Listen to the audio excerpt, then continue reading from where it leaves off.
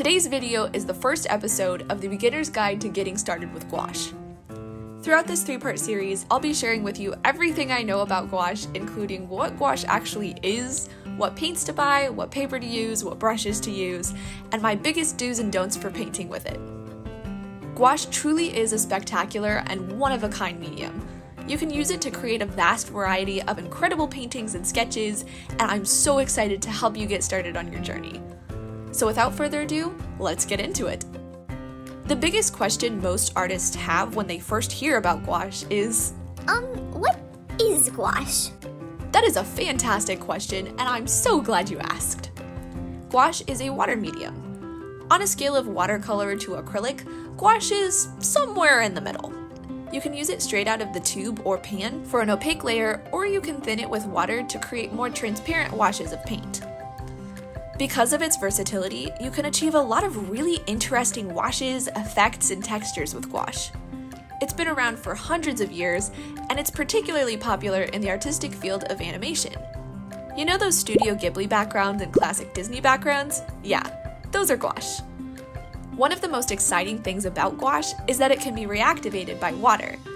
This means that if your paint dries on the palette, you spritz it with some water and it's ready to be used again, good as new.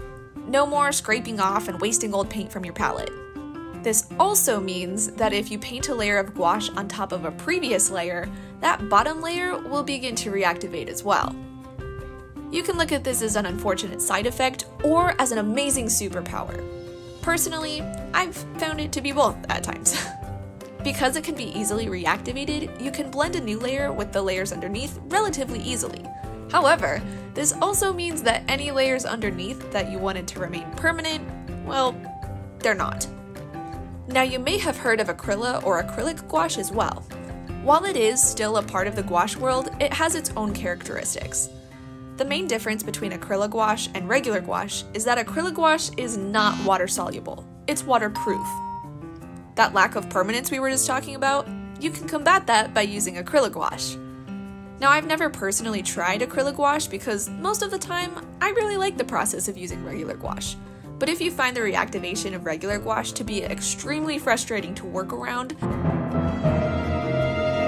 then I would recommend giving Acryla gouache a try. The reactivation can sometimes be a bit annoying, but the more you practice and play around with it, the more you can use that quality to your advantage, but more on that later. So now that we know what gouache is, let's talk a little bit more about how to use it. Like I said earlier, one of the coolest qualities of gouache is that it can be used opaquely or transparently. This means you can work light to dark or dark to light. With watercolors, you have to preserve the white of your paper to create the highlights, but with gouache, you can start with your darkest colors if you want to. Some people even paint with gouache on black paper. I find this to be another one of gouache's superpowers. For me, it's easier to begin with my darks and paint the lights over top. Over my own gouache journey, I've discovered that blocking in my shadows first makes all the difference in my finished painting. It helps me see my darkest darks and compare every value after that to those shadows. For me, every mark and every color I lay down is compared to what I already have on the page. This helps me to make informed decisions about what colors and shades to mix and how I want to layer my paints. Now, I don't work like this all the time. Some pieces call for different techniques, which is why practice is so important. Playing around with gouache and experimenting with its many qualities and the effects you can achieve with it will help you make informed decisions about how to tackle a piece as well. But the light and dark qualities of gouache don't end there. Lighter shades of gouache such as whites and pastels will dry darker, and darker shades of gouache will dry lighter. Now you might be thinking, wait, gouache changes value as it dries? How in the world do you ever know what colors and values to mix then? If it's going to dry differently than when you lay it down, how do you make choices with your mixes?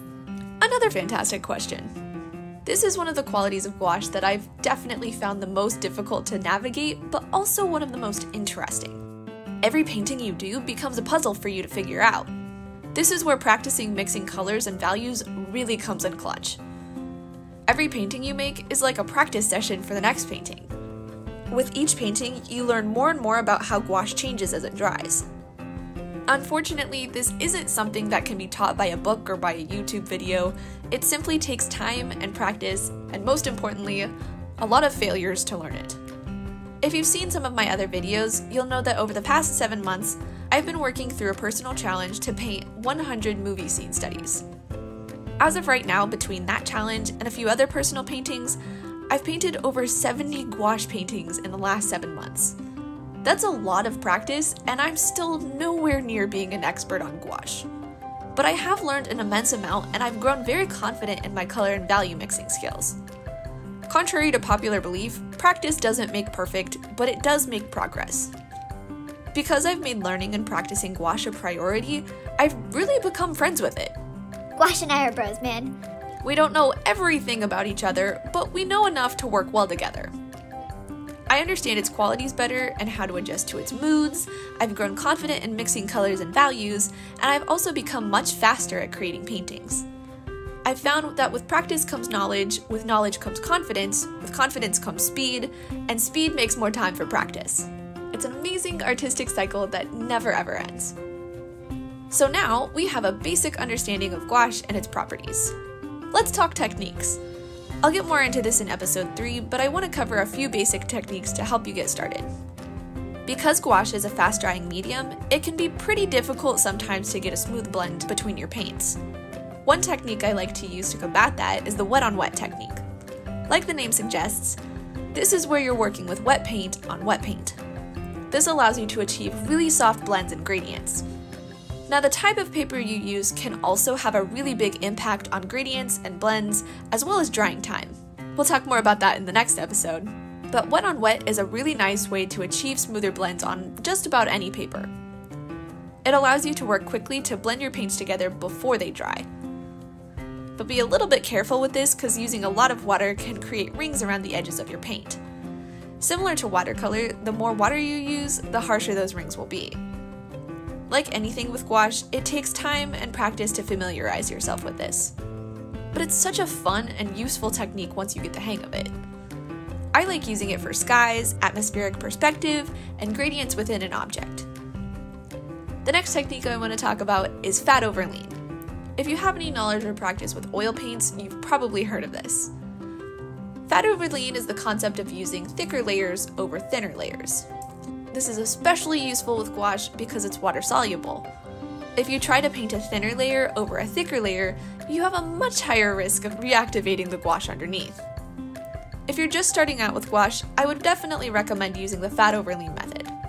Maybe even just start with a really thin wash of colors over your whole page to block out that blank page fear, and to get a basic idea of where you want some colors to go.